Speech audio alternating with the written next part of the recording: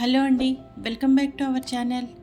ఈరోజు ఉగాది స్పెషల్ బొబ్బట్లు, అదేనండి నేతి బొబ్బట్లు రెసిపీని చూపించబోతున్నాను.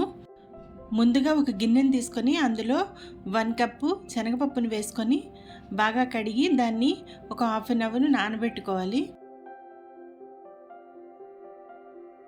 ఈలోగా ఒక ప్లేట్ తీసుకొని అందులో మనం ఏ గిన్నెతోటైతే శనగపప్పును తీసుకున్నామో అదే గిన్నెతో 1 కప్పు మైదాని, 1 కప్పు గోధుమ పిండిని తీసుకొని అందులో కొంచెం పసుపు, కొంచెం ఉప్పు, 1 స్పూను నెయ్యిని వేసి బాగా కలుపుకొని అందులో 2 స్పూన్స్ బొంబాయి రవ్వను వేసుకోవాలి. ఈ బొంబాయి రవ్వ వల్ల చాలా బాగా వస్తాయండి బొబ్బట్లు. బాగా కలుపుకొని దాంట్లో కొంచెం వాటర్ యాడ్ చేసుకుంటూ చపాతీ ముద్ద కంటే ఇంకొంచెం సాఫ్ట్గా కలుపుకోవాలి.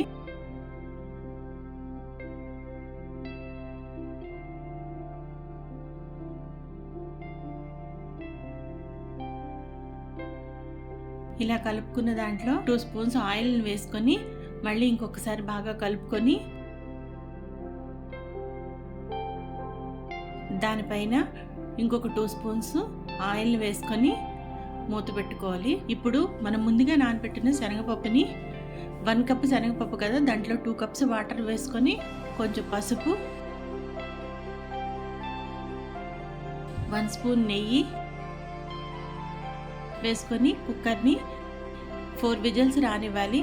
ఎందుకంటే పప్పు బాగా ఉడకాలండి. తర్వాత ఉడికిన పప్పుని ఇలా స్ట్రైనర్ సహాయంతో వడపోసుకోవాలి.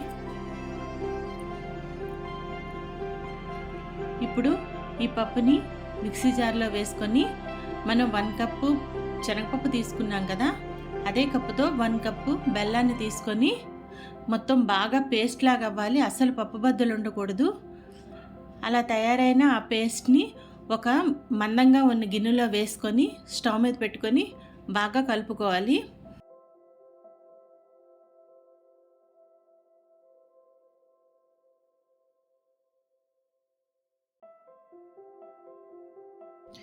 అందులో కొంచెం యాలకుల పొడిని, ఒక 2 స్పూన్స్ నెయ్యిని వేసుకొని బాగా దగ్గరికి రానివ్వాలి. తర్వాత దానిని చిన్న ఉండలుగా తీసుకోవాలి. మనం ఈ శనగపప్పు మిశ్రమాన్ని ఎంతేసి ఉండలుగా చేసుకున్నామో అంతేసి ఉండలనే ఈ మైదా పిండి మిశ్రమాన్ని కూడా చేసుకోవాలి. అలా తయారు చేసుకున్న మిశ్రమాన్ని మనం చేత్తో తీసుకొని దాంట్లో ఈ శనగపప్పు మిశ్రమాన్ని పెట్టి ఇలా క్లోజ్ చేసుకోవాలి. మొత్తం లోపల స్టఫింగ్ అంతా కనబడకుండా క్లోజ్ చేసుకోవాలి. ఇది చపాతీలు తయారు చేసుకునే షీట్ అండి. దాని మీద పెట్టుకొని ఇలా ఒత్తుకున్నాను. ఇప్పుడు దాని మీద ఒక ప్లాస్టిక్ కవర్ని పెట్టుకొని ఈ విధంగా మనం బొబ్బట్లను ఒత్తుకోవాలి.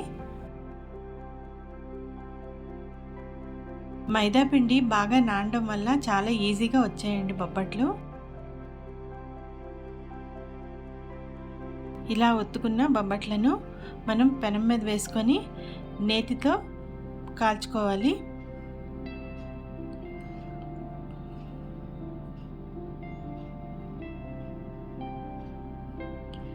చాలా సాఫ్ట్గా వచ్చాయి. ఇదిగోండి, అన్ని బొబ్బట్లని ఈ విధంగా తయారు చేసుకున్నాను. తయారైన బొబ్బట్లని సర్వ్ చేసుకోవడమేనండి. కొత్త సంవత్సరానికి స్వాగతం పలుకుతూ నేను చేసిన ఈ తెలుగు వంటకం బొబ్బట్లు రెసిపీ మీకు నచ్చిందా? అయితే లైక్ చేయండి, షేర్ చేయండి, సబ్స్క్రైబ్ చేసుకోండి.